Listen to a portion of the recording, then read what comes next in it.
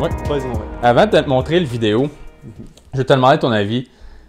Comment tu perçois le concept de self-defense chez vous?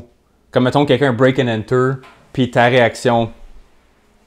On a déjà un peu passé par-dessus cette question-là, moi, pour toi, Ouais. je pense même sur le podcast des premiers épisodes. Moi, tu rentres chez nous, tu as un avertissement. Si tu sors pas, je vais te faire sortir. Il y a pas de juste milieu. Je vais utiliser tout ce que j'ai de besoin pour te faire sortir. Tu rentres avec un couteau, tu n'as pas d'avertissement.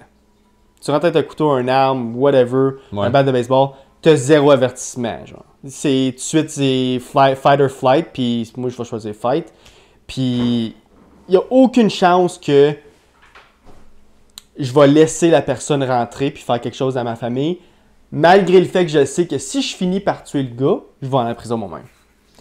Je vais prendre la chance d'aller en cours puis me débattre en cours pour dire « Hey, j'ai voulu sauver ma famille puis tout. »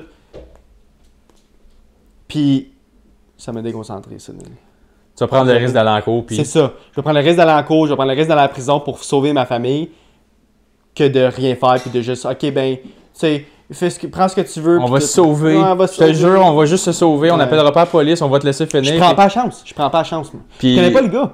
Je connais pas ses intentions. Moi, c'est tu viens ici pour me tuer.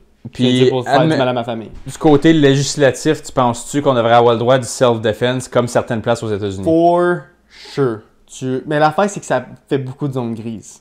Mais, moi, je pense personnellement que tu devrais être capable de défendre. Puis si quelqu'un arrive chez vous avec un couteau, tu devrais, sous la loi, prendre un couteau puis te défendre toi-même. Puis c'est ça que je trouve ça fucking stupide. C'est qu'au Canada, si quelqu'un rentre chez vous avec un couteau, puis tu prends un couteau puis tu le tues, t'es dans la merde. Tu es l'unique coupable. Tu es l'unique coupable, ça, je trouve ça fucking ridicule. Même si l'autre n'a rien fait ou il a fait quelque chose. C'est ça. Puis là, le monde aux États, il dit souvent genre, ah, vous gagne de pussy, whatever. Comme... Mais je trouve que les autres sont trop l'autre bord. C'est trop comme, hey, tu rentres chez vous, je peux te tirer une balle de 12 dans la tête sans avertissement. Ça, c'est un peu trop, you know. Il y a un juste milieu que je trouve que le Canada a pas puis que les États-Unis ont pas. On est dans les deux extrêmes, genre. Puis je trouve qu'on devrait être capable de trouver un juste milieu. Puis on est assez intelligent, je trouve, un pays assez intelligent pour dire, hey, faut défendre. Il y a du monde fucké dans la vie, là. Il y a du monde vraiment fucké. Il y en a de plus en plus. Ouais. Ben, plus de monde, plus de fucking. Oui. Ben, l'affaire avec la zone grise, c'est que je peux comprendre pourquoi elle existe, cette zone grise-là. Parce que la zone grise, là, c'est comme, OK, tu commences à avoir un dialogue avec quelqu'un qui s'en vient t'attaquer. Lui, il essaie de te prendre par surprise ou de pas faire de bruit ou peu importe ce qu'il s'en vient faire. Puis c'est juste comme, OK, moi, mettons, tout seul chez nous. Je suis tout seul ici. Je suis en shape, je suis vite, j'ai une bonne rage, tu sais. Je sais que la plupart du monde qui rentre ici me feront pas vraiment peur. Puis je dis pas ça pour essayer, juste quand la personne moyenne, je trouve que je me débrouillerais pas mal bien. Mais l'affaire, c'est que là, rajoute du monde que tu protèges. Ouais. Tu sais, s'il est tout seul, puis je réussis à, mettons, juste crisser mon camp, appeler la police. Yeah. Je sais pas qu'est-ce qu'il y a. Y a-tu un gun, y a-tu un couteau, il fait noir, c'est la nuit, je sais pas. Si moi, je peux me sauver sans qu'il sache, OK, ça se fait. Mais l'affaire, c'est que lui, il a pas cette analyse-là à faire. Il sait pas, lui, je suis tout seul ou non. Là. Si oui, ça fait longtemps qu'il me stocke. Mais si j'ai quelqu'un d'autre à faire, toi, tu penses que je vais être préoccupé à faire sortir 1, 2, 3, 4 personnes, 5 personnes, puis lui, il va juste nous regarder faire. Puis pendant ce temps, puis après ça, là, il peut détruire des mémoires qui sont, comme, mettons, des affaires que tu as chez vous. Tu as le droit de protéger tes biens aussi, je pense. Là. Tu dois avoir le droit de protéger tes biens. Mais là, il y a un argument qui se fait en ligne, c'est que là, tu es en train de dire que tu cares plus de tes biens que de la vie de la personne. Puis là, il y a une autre personne qui... Ben, en tout cas, j'ai vu d'autres rabbit hole de réponse, là, mais il dit, non, toi, en rentrant dans la maison, tu as mis en perspective que ta vie était plus importante que les biens de la personne. Était moins importante que les biens de la personne. Fait que ta vie devrait être la conséquence de ça. Ouais. Puis je suis 100% d'accord. Je vais juste te montrer le clip. On a pas mal dit qu'est-ce qu'il dit, mais il prononce super bien, puis ça vaut la peine d'écouter. People are sitting there going, hey man, someone breaks into your house. Is your stuff really worth their life? I'm like, what did you just say? So you're saying that you think it's wrong that if I'm sleeping in my home where my children and my wife lays down and you break through that door, that sacred level of protection that I'm as a father supposed to provide my children, you invade that and I'm not allowed to make you pay the ultimate price for that? I'm the bad guy? That's what your society's trying to say now, that I'm the bad person? I'm like, holy shit, where are we going right now with this? Je suis 100% d'accord avec ce qu'il dit. Tu devrais... Je pense que le but ultime d'un homme dans sa vie, c'est d'avoir une femme et des enfants, puis de protéger sa famille. Puis je pense qu'il n'y a pas de façon plus honorable pour un homme de famille de se sacrifier pour sa famille. Puis si tu enlèves ça à l'homme qu'il y a au Canada présentement, tu n'as pas le droit de te défendre, whatever, je trouve que ça l'enlève une grosse, comme une connexion familiale que tu as. Moi, là, si jamais, on va dire que j'ai une famille, là. On va dire que j'ai une maison, puis quelqu'un rentre chez nous. Automatique, c'est sûr j'ai déjà parlé de ça avec ma femme ou ma blonde dans ce scénario-là, que, hey, si jamais ça arrive, moi, je m'en vais vers le gars, toi, tu prends les enfants, puis tu risques vers l'autre bord. Une fenêtre, la porte d'en arrière, quelque part, tu t'en vas. Genre. Toi, tu sauves où c'est que toi, je m'en tu vais. sauves les enfants, moi, je vous protège. C'est ça le but. C'est ça la façon dont que je pense que toutes les familles devraient fonctionner. C'est l'homme en avant, la femme en arrière, les enfants en dernier. Puis, je trouve que c'est vraiment stupide de dire au Canada que c'était vraiment un pays d'entraide, que tout le monde dit « Hey, les Canadiens, c'est vraiment les bonnes personnes. » Tu peux laisser ta porte débarrée. Tu peux laisser ta porte débarrée, blablabla. Puis t'enlèves ça comme cette façon honorable-là de protéger ta famille. Je trouve ça fucking ridicule. Tu devrais protéger ta famille. Hey, puis guess what? Si tu rentres avec un couteau, m'avoir un couteau aussi, puis on va mettre ça égal, puis guess what, bud, tu vas peut-être m'apporter que toi, mais je vais te faire du dommage, puis no way que tu vas te rendre jusqu'à mes enfants avant qu'il ait le temps de partir, genre. C'est ça l'affaire, c'est comme, il y a deux angles et tout que tu peux regarder la même situation, c'est comme, ok, de un, le fait que les criminels, ils savent que le self-defense n'est pas applicable au Canada, je trouve que tu donnes pas un encouragement, mais un passe-droit au monde de faire, you know what, la plupart du monde sont law-abiding. Fait que si tu rentres chez eux, ta vie est probablement plus safe que si la loi serait le contraire. Fait que là, tu donnes le monde qui ont l'esprit twisted un petit peu, eux autres, green light buddy. Ça, c'est numéro 1. Mais, excuse, vas-y. Ok, j'allais juste dire, numéro 2, toi, tu essaies de me dire que, admettons que toi, tu dis, ok, je dois suivre la loi, parce qu'en tant que citoyen, c'est ton devoir de suivre la loi. Fair. Puis je suis pour cette mentalité-là, tu devrais suivre la loi. Mais tu essaies de me dire que c'est mieux que quelqu'un rentre chez vous, qui blesse ou tue un membre de ta famille, puis après ça, tu regardes ta femme, puis admettons que tu as une femme puis 2 enfants, puis un des enfants qui meurt au détriment de toi qui suis la loi, tu es capable de regarder ta femme dans les yeux, puis ton autre enfant dans les yeux, et dire « Au moins, on a suivi la loi », versus « Ok, je vais faire quoi? 1 an de prison, 2 ans de prison, qui moi, d'après moi, je devrais pas en faire. » Mais admettons que ça mène à ça. Puis ça veut pas nécessairement dire qu'il faut absolument que tu tues le gars qui rentre.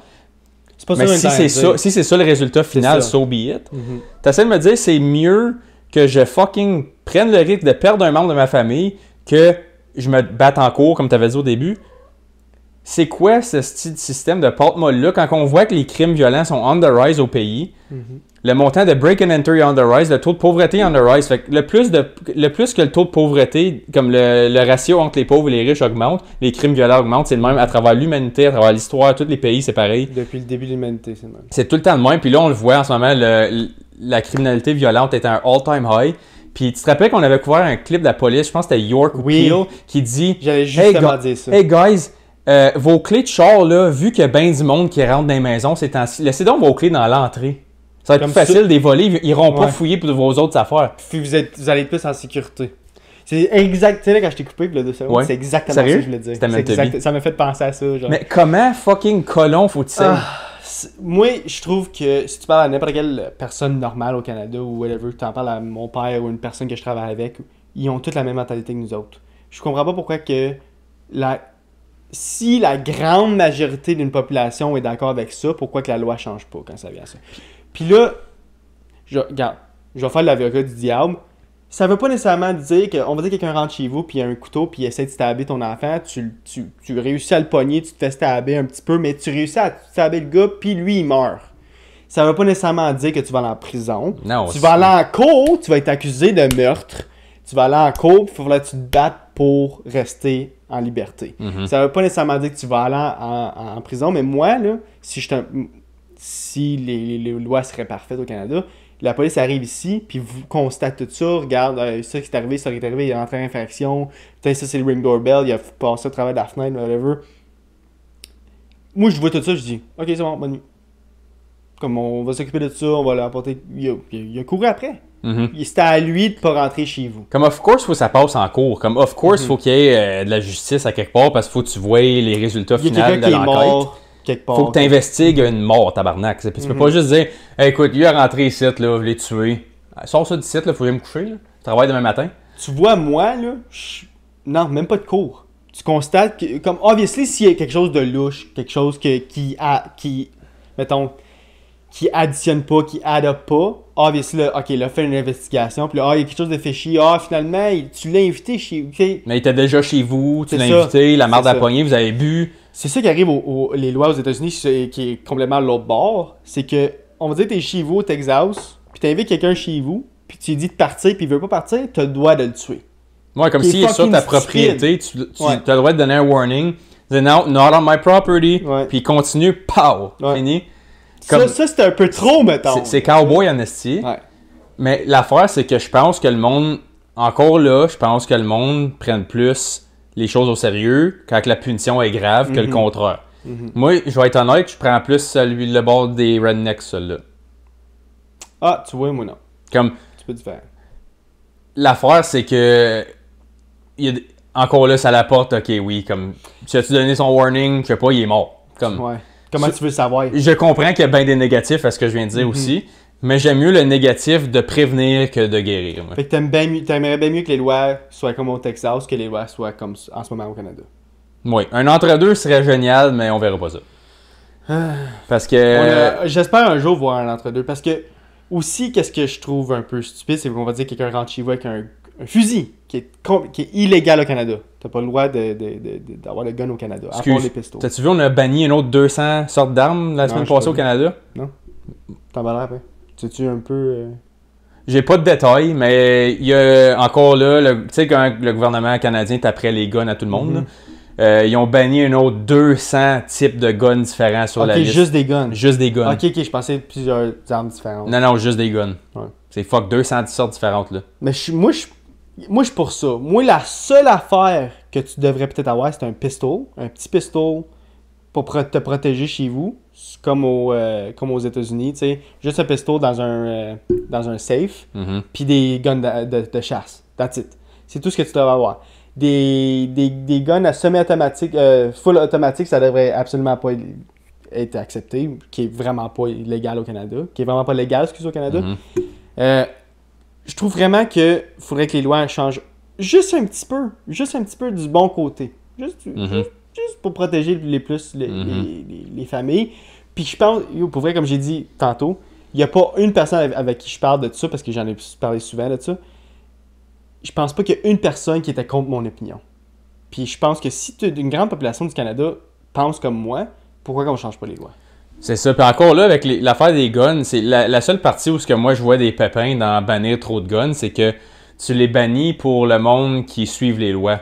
Le monde qui ne suit pas les lois, eux autres, ils vont encore avoir les mini Uzi, puis les AK-47, puis toutes les assault rifles. Ils vont encore les avoir. Ils étaient déjà illégaux. Ils étaient déjà illégaux. Ils les avaient déjà.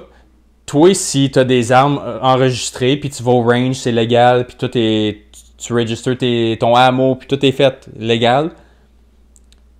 Si tu sais qu'il y a du monde qui ont ça chez eux, puis qui sont trainés, puis qui se pratiquent, puis qui ont ça légalement et suivent les lois, tu vas pas juste commencer à gonner dans des rues. Encore là, moi, je pense que quand tu mets trop d'affaires strictes sur le monde qui suit les lois, tu encourages le monde qui les suivent pas à aller davantage. Même affaire avec les drogues. C'est la même affaire avec les break and enter que tu peux pas te défendre. Je pense que quand tu vas trop porte-molle, tu vas créer plus de souffrance, selon moi.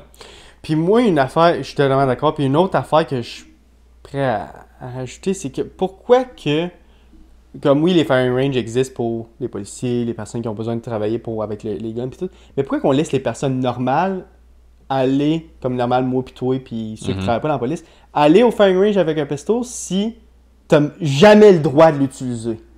T'as jamais le droit de l'utiliser à part d'aller là.